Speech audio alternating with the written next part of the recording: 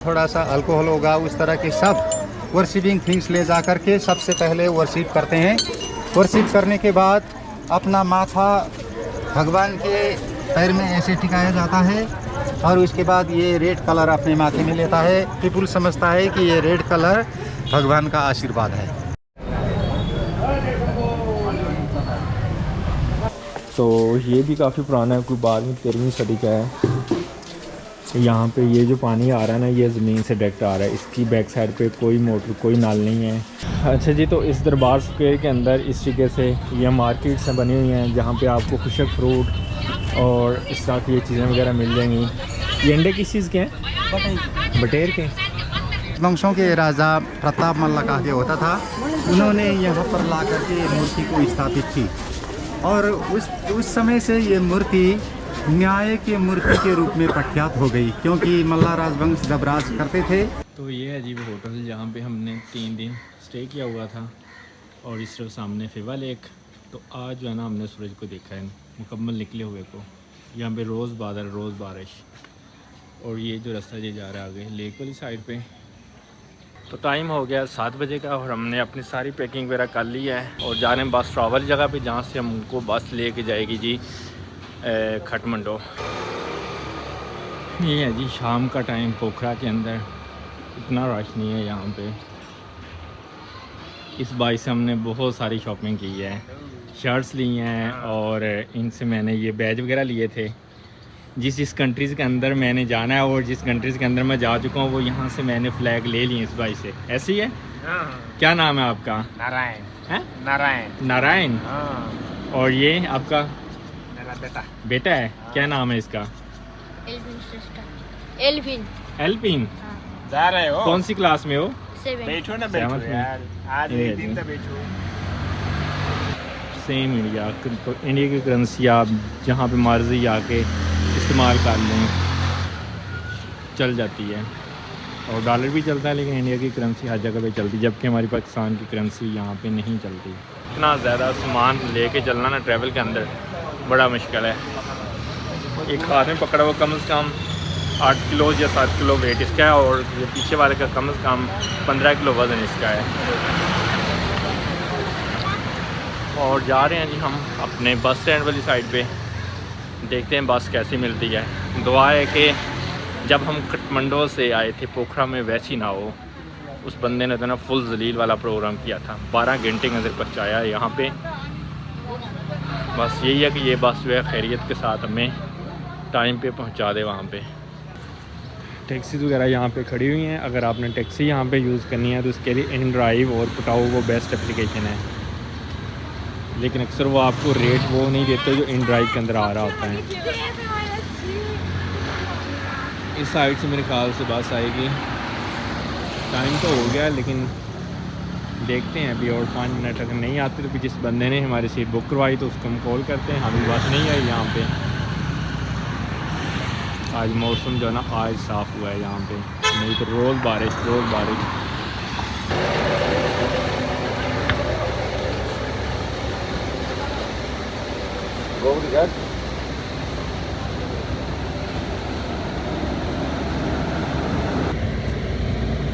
बस चल पड़ी है जी काठमांडू के लिए, और इस साइड पे हमारा था होटल के नज़दीक ही था, इतना दूर नहीं है।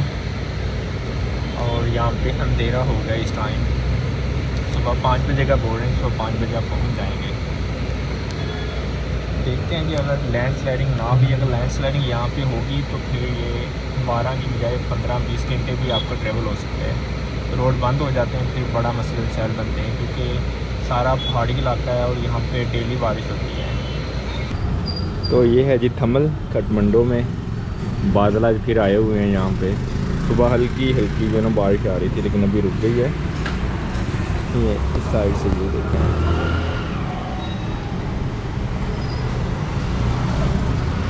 अस्सलाम वालेकुम जी, गुड मॉर्निंग फ्रॉम काठमांडू।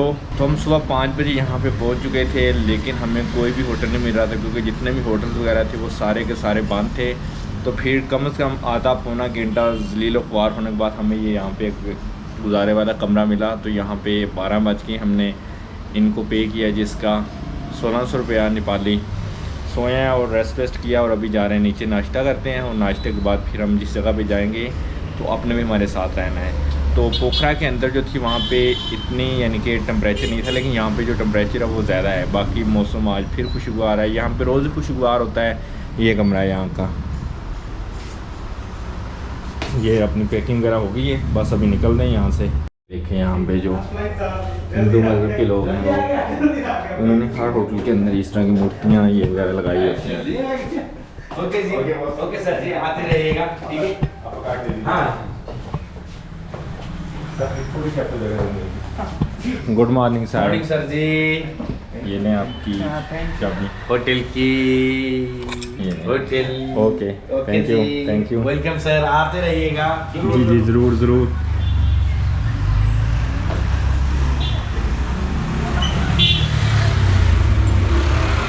ये देख लें जी ज़रा बाहर का व्यू भी। अभी यहाँ पे भी मार्केट जो है वो थोड़ी देर से खुलती है।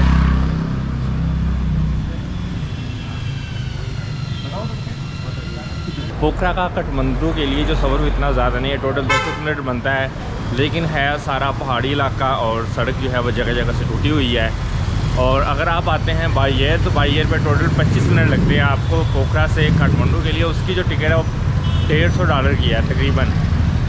तो और जहाज़ वो इतने अच्छे नहीं हैं, यानी कि जो दूसरे जेट टाइप होते हैं ना इस तरह के हैं, उसको ऊपर तो वैसे ही बंदे को डर लगता है। और पिछले मंथ यहाँ पे एक जहाज़ गिरा भी है जो मस्तोंग जा रहा था, काठमांडू से मस्तोंग के लिए। ये इस तरह मंदिर और ये भी मंदिर है। यहाँ पे आपको मंदिर हर गली हर नुक्कड़ में मिलेंगे।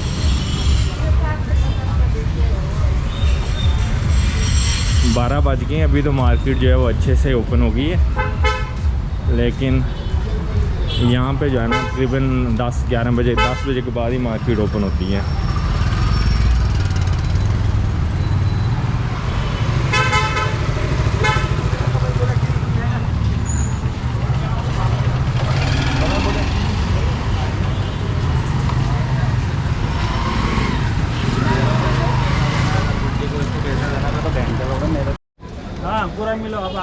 ये है जी दरबार स्क्वायर का बाहर से व्यू। यहाँ पे जो इनके पुराने से पुराने जो है ना मंदिर वो यहाँ पे ही हैं। ये देखें, बाकी टिकट इसकी हमने ले ली है। इंडियंस के लिए है या सारे कंट्रीज़ के लिए है 150 रुपये पर पर्सन, और जो फॉरेनर हैं उनके लिए 1000 रुपये है जिसकी एंट्रेंस की फ़ीस है। और वापसी हमने वहाँ पे चेक करवा के फिर अंदर जाएंगे।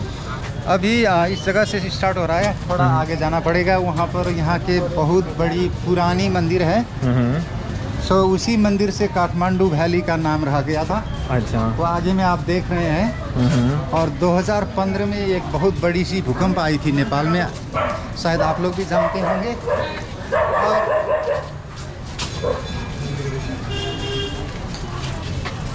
और उस भूकंप में ये मंदिर पूरी गिर गई थी। जो दरबार स्क्वायर के अंदर सबसे पुराना मंदिर है वो ये है, और इसकी जो तारीख़ है वो 12वीं सदी की बताई जाती है। और ये कहा जाता है कि इस दरबार स्क्वायर के ऊपर जितनी भी लकड़ी इस्तेमाल हुई है ना, ये सारी की सारी लकड़ी एक ही दरख्त से इसको बनाया गया था। और जब 2015 के अंदर यहाँ पे ज़लज़ला आया था उस टाइम ये टूट गया था काफ़ी ज़्यादा, और इसको दोबारा रिस्टोर किया गया है। और ये दरबार स्क्वायर काठमांडू में सबसे पुराना यही जो है ना इनका टेंपल है।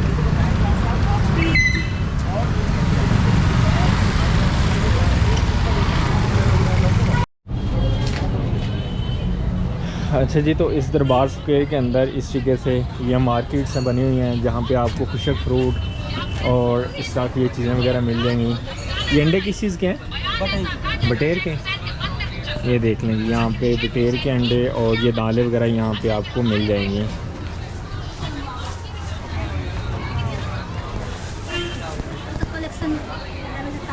तो यहाँ पे जो है ना नेपाल के अंदर औरतें ज़्यादातर काम करती हैं। आप दुकानों के अंदर चले जाएं तो बहुत ज़्यादा जो दुकानदार वो ख़वातीन ही हैं। यहाँ पे मर्द भी हैं लेकिन मर्द बहुत कम है।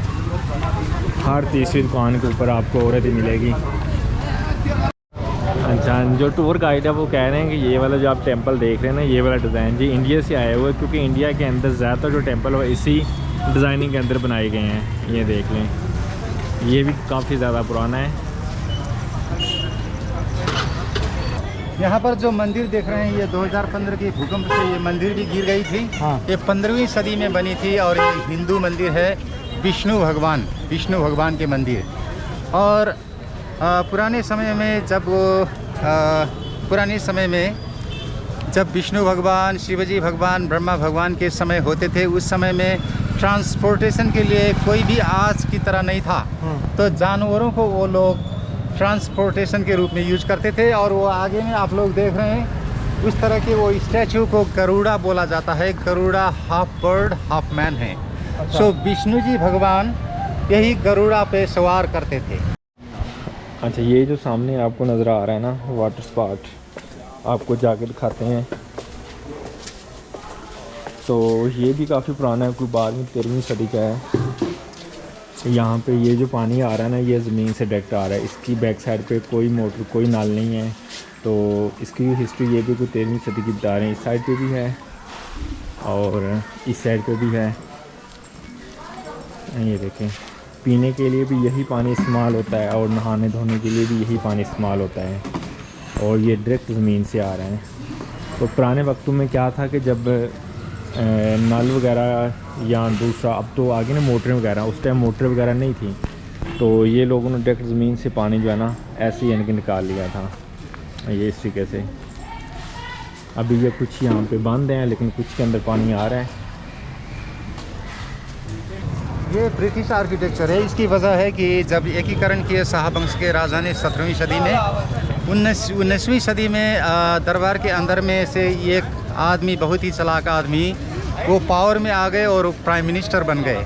प्राइम मिनिस्टर बनने के बाद सब राज परिवार उसके कंट्रोल में था। इस तरह के शासन 104 बरस तक चला और इस शासन अवधि को राणा शासन बोलते हैं। उसी राणा शासन के एक प्रधानमंत्री इंग्लैंड में विजिट किया करता था और वो इंग्लिश आर्किटेक्चर, ब्रिटिश आर्किटेक्चर से बहुत प्रभावित हो गए और उसने सोच लिया क्यों ना ऐसी आर्किटेक्चर नेपाल में भी नहीं बनाया जाए। तो वहाँ से एक इंजीनियर ले आके ब्रिटिश आर्किटेक्चर यहाँ पर बना लिए। काठमांडू वैली के अंदर में इस तरह के आर्किटेक्चर जगह जगह में है। अभी वो सभी दरबार ब्यूरोक्रेटिकल ऑफिस के रूप में यूज़ किया जाता है, लेकिन यहाँ पर दरबार के रूप में ही प्रोटेक्ट किया हुआ है। ये देखें कितने सारे यहाँ पे टेम्पल्स हैं।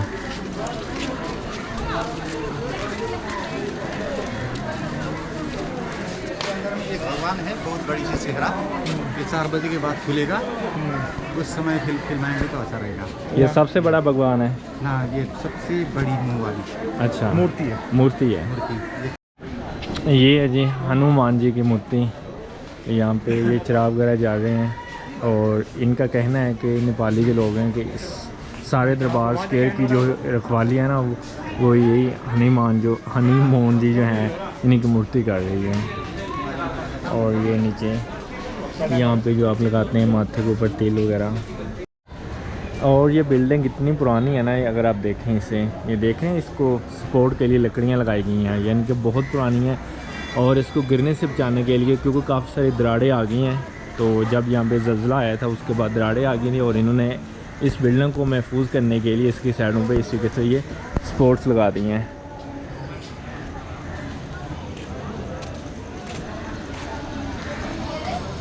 वो दर्शन के लिए जाते हैं तो वो दूसरी तरह करते हैं। हिंदू लोग जब दर्शन के लिए जाते हैं तो वो सब पूजा सामग्री लेकर के जाते हैं, जैसे फ्लावर हो गए, राइस हो गए, कलर हो गए और थोड़ी सी वो कॉइन होगा, थोड़ा सा अल्कोहल होगा, उस तरह के सब वर्शिपिंग थिंग्स ले जा कर के सबसे पहले वर्शिप करते हैं। वर्शिप करने के बाद अपना माथा भगवान के पैर में ऐसे टिकाया जाता है और उसके बाद ये रेड कलर अपने माथे में लेता है। पीपुल समझता है कि ये रेड कलर भगवान का आशीर्वाद है। तो यहाँ पर ये मंदिर देख रहे हैं, ये काठमांडू दरबार स्क्वायर के सबसे ऊंची मंदिर है, 36.6 मीटर हाई। और ये मंदिर साल में एक ही बार खुलता है, दशहरा के नवमी के दिन। बाकी समय ये बंद ही रहता है। पुजारी जाता है, पूजा अदा करता है। और यहाँ के कुमारी माता इसी मंदिर के अंदर में सेलेक्ट होता है और वो सेक्रीफाइसेस, रिचुअल सब इसी पर होता है। यहाँ पर सेलेक्ट होने के बाद नंबर 25 टेम्पल में जा कर के बाकी जीवन व्यतीत करते हैं। एक ही जगह के ऊपर 3 डिज़ाइन के मंदिर हैं, एक ये डिज़ाइन है, एक ये डिज़ाइन है और एक ये डिज़ाइन है। तो जो हमारे टूर गाइड हैं वो बता रहे हैं कि ये जो है ये वाला नेपाली है और ये वाला मुस्लिम है और ये वाला इंडियन डिज़ाइन का मंदिर है। और ये शिवाजी का दूसरा रूप है, वो ये है सामने। अभी आपको नज़दीक से जाकर दिखाते हैं। यहाँ पे ये चिराग वगैरह जलाए जा रहे हैं और ये शिवाजी की दूसरा रूप है, ये देख लें इस तरह का। ये नेपाल का फ्लैग है, विश्व में ही ये डिफरेंट शेप का है। बाकी सबका स्क्वायर है। स्क्वायर होता है, लेकिन नेपाल की ये फ्लैग ट्रायंगुलर है। और ये फ्लैग में बहुत से डिफरेंट मीनिंग है। ऊपर वाली ये सफ़ेद वाली ये चंद्रमा हो गई और ये नीचे वाली ये सूर्य हो गई। इसका मतलब ये हुआ कि जब तक चंद्र सूर्य रहेगा नेपाल देश रहेगा। और ये लाल कलर जो देख रहे हैं ये पावर को इंडिकेट करता है, शक्ति को इंडिकेट करता है। ब्लू कलर वाला ये पीस को इंडिकेट करता है। और ये दूसरा 2 टिप देख रहे हैं, ये 2 टिप हिमालय को इंडिकेट करते हैं। अगर ये फ्लैग को आप लोग ऐसे करेंगे तो ये हिमालय की तरफ शिव जी भगवान के इस तरह के रूप को काल भैरव बोला जाता है। और ये 15वीं सदी में काठमांडू के उत्तर की तरफ मिली थी ये बहुत बड़ी सी मूर्ति।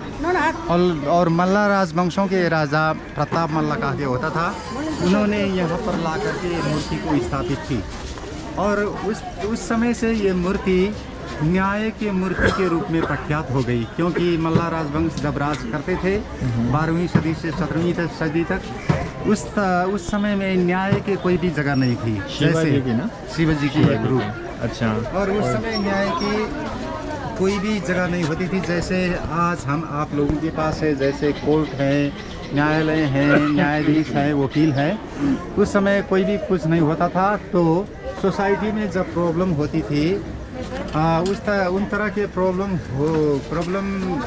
होने वाले लोगों को इस मंदिर के इस मूर्ति के इस भगवान के आगे ला करके स्वेर कराया जाता था। और जो भी आदमी इस भगवान के आगे में झूठा स्वेर करता था तो वो ब्लड वॉमिटिंग करके मर जाया करते थे। अच्छा, ये जो आप दरख्त देख रहे हैं ना, ये पीपल का दरख्त है और 350 साल पुराना है।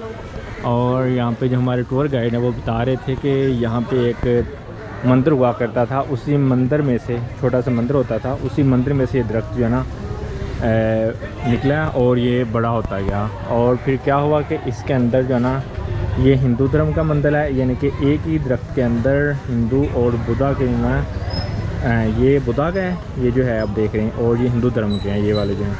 यानी कि नेपाल के अंदर हिंदू और बुद्धा का जो है धर्म वो सभी को एक दूसरे को मानते और समझते हैं। ये है जी यहाँ पे।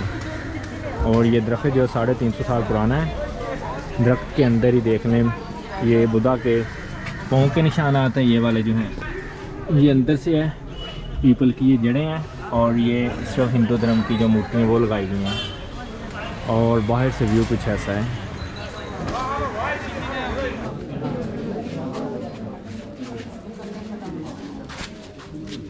इधर आ जाइए। तो आप लोग अभी कुमारी माता के मंदिर के अंदर में हैं। ये कुमारी माता वो ऊपर में रहते हैं। थोड़ी देर के बाद वो बीच वाली खिड़की से दर्शन देंगे। जब कुमारी माता दर्शन देंगे तो फ़ोटो खींचना मना है। तो कुमारी माता एक जीवित आदमी का एक छोटी सी बच्ची है और उनको माता के रूप में सेलेक्ट किया जाता है। कुमारी माता का ये पोस्ट कार्ड यहाँ पर ये देख रहे हैं आप लोग। हाँ जी। तो ये कुमारी माता थोड़ी देर के बाद उस बीच के खिड़की से दर्शन देंगे। जब दर्शन देंगे तो फ़ोटो खींचना वीडियो बनाना मना है। तो ये एक ह्यूमन की बच्ची हो गई, देवी के रूप में सेलेक्ट किया जाता है। क्यों सेलेक्ट किया जाता है एक ह्यूमन बच्ची को देवी के रूप में? कारण यह है कि जब मल्ला राजवंशों के राजाओं राज्य करते थे 12वीं सदी से 17वीं सदी तक, उस राजवंश में एक ब्रिलियंट राजा, एकदम नॉलेजेबल चालाक राजा हुआ करता था। और वो राजा इस दरबार स्क्वायर के उत्तर की तरफ अवस्थित एक मंदिर, ऊंची सी मंदिर में जाया करता था। वो मंदिर को तलेजू मंदिर बोला जाता है, तुलजा भवानी के मंदिर।